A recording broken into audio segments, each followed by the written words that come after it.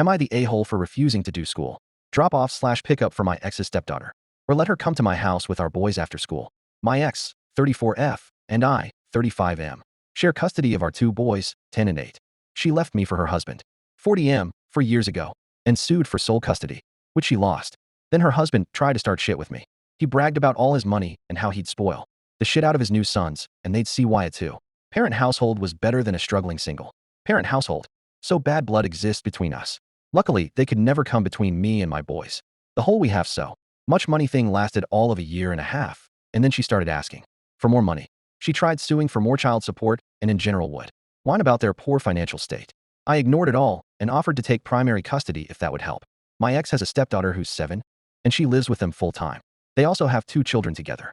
A month ago, ex sent me a message through our co-parenting app asking me to take her stepdaughter to and from school each day when the kids are back at school.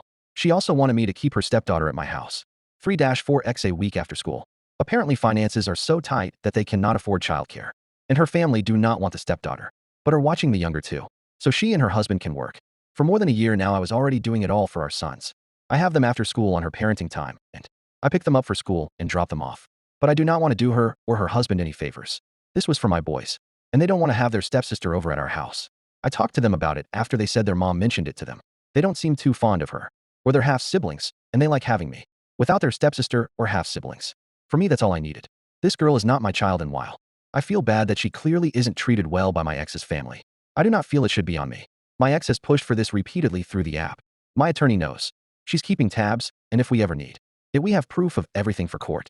Should things get to that point again, ex has tried to guilt and shame me for saying no. She also tried to blame me if something bad happened to her stepdaughter, because she had bad childcare. If they have to scrape cheap care together, I still don't feel like that's my responsibility.